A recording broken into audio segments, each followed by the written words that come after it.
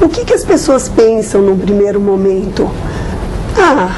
Acho que isso não existe, eu nunca vi, eu não tenho nenhum vizinho com isso, eu não conheço, não tenho nenhum amigo. Então, por que isso acontece? Porque, é isso que eu falei, porque a cardiopatia congênita, que é metade da incidência delas grave, a criança nasce cor-de-rosa, chorando, ela fica bem, porque na barriga da mãe existem 2 aberturas de sangue para a placenta, que fecham na primeira semana de vida. Tem bebês que fecham com 3 horas, tem bebês que fecham com 7 dias. E esse bebê vai para casa com a mãe, e subitamente as comunicações fetais fecham e ela morre, mamando na mãe muitas vezes. Então, a cardiopatia congênita, a falta de atenção, a falta de hospitais que operem essas crianças, de berçário adequado, de UTIs adequadas, leva com que elas morram. Então, quando as pessoas falam que elas não conhecem porque essas crianças morreram. É muito impressionante que isso aconteça, mas é verdade. Agora, digamos que de uma pessoa, quer dizer, é detectada a cardiopatia congênita num feto antes da criança nascer. Quais são os procedimentos? Existem, quer dizer, depende da gravidade de cada caso, não é sempre o mesmo problema, são problemas diferentes. Não, são problemas diferentes. Como a senhora falou, né? São problemas diferentes. Os mais graves... Mas dividindo entre os simples e os graves, os simples podem nascer, muitas vezes, em maternidades não tão equipadas, porque são crianças que vão viver e vão ser observadas no primeiro momento. Os graves, normalmente, precisam de uma cirurgia com 2, 3 dias de vida. Então, muitas vezes... de vida. Nossa, então muitas vezes me perguntam... A senhora faz cirurgia? Não, eu faço... A cardiologia pediátrica é dividida em parte clínica com eco, a parte do cirurgião e a parte do médico que faz cateterismo cardíaco. Ela tem esses 3 grupos que trabalham junto. Então eu sou mais clínica e ecocardiografia. Então é muito importante que esse diagnóstico pré-natal, muitas vezes me perguntam, mas a senhora já fez cirurgia na barriga? Quando a senhora vai fazer a outra? A imprensa se preocupa muito com essa história de invadir, é muito mágico, cutucar o feto, como eu brinco com os meus residentes. Lá, eu sou chefe do serviço de cardiologia fetal do Hospital das Clínicas e lá nós já fizemos cirurgia fetal. Entretanto, não é isso que vai salvar as crianças. O que vai salvar é o diagnóstico precoce e é o adequado planejamento do parto daquela criança num hospital que tenha condições de receber um medicamento para manter as estruturas fetais abertas. Ele é caríssimo, são $100 por dia de medicamento, é importado. Nossa. Então isso só tem maternidade grande. Tem que tomar, enquanto não opera tem que ficar tomando, senão não aguenta. Agora, então quando a senhora fala de diagnóstico precoce, tem que ser muito precoce. Eu entendi que são nas primeiras semanas. Não necessariamente. Semana, na 7ª. Não, 9 meses é uma coisa sábia que Deus fez. Muitas vezes você diagnosticar que a criança tem um problema da cardiopatia congênita, vamos dizer assim, tem que se descobrir isso no 8º mês de gestação?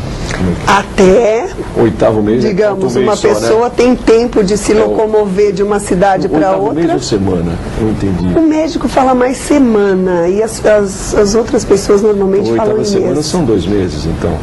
São 2 meses. Mas é possível já detectar esse problema? Não, a detecção da cardiopatia começa a ser possível com 12 semanas, com 3 meses. 3 meses. Quer dizer, feito o diagnóstico assim, bastante precoce, vamos dizer assim, já começa o tratamento ou só se prepara para o parto? Não existe tratamento. A gente acompanha e vai planejando o parto. Mesmo que uma cardiopatia, por exemplo, o ultrassonografista suspeite que um coração está com defeito, com 8 meses de gestação, o que ele tem que ser rápido é pedir para que um especialista, cardiologista como eu, repita o exame e confirme. Baseado nessa confirmação, existe um tempo para essa mãe procurar, vamos supor, mora super longe, no interior, numa cidade pequena. Ela vai procurar um centro grande para receber tratamento. Então, um bebê viajar, como a gente aqui no Hospital das Clínicas recebe mães que viajam 2, 3 dias no ônibus, chega bem, o bebê chega bem. Agora, um bebezinho desse, transporte aéreo para São Paulo, para qualquer outra capital do Brasil que possa atender essa criança, isso é caro e isso não existe, isso não é a nossa realidade. Então, para um país com tantas limitações econômicas como o nosso, o diagnóstico precoce é salvador, porque tem um professor francês que fala, a melhor UTI é o útero materno. Então, a mãe vem, agora o bebê não vem. Quer dizer, enquanto ele está lá dentro, ele está perfeito. Ele está perfeito. Agora, digamos, e depois, feito o tratamento, tratamento deve ser muito intenso, muito demorado, muito... Uma cirurgia cardíaca num bebê de 2, 3 dias é uma coisa muito grande, eles são ainda muito frágeis, né? Mas a gente tem resultados hoje em dia excelentes, são crianças que eu mesmo vejo crescendo.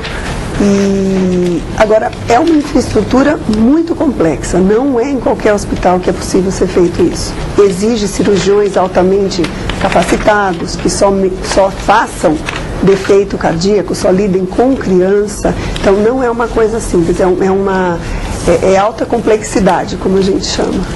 E agora, o bebê pode ser amamentado, o bebê com esse problema? Pode ser amamentado, pode ser tratado? Essa é a grande angústia das mães. Como o planejamento da cirurgia é sempre com 3 dias de vida, quando o bebezinho está bem, ele vai para a UTI.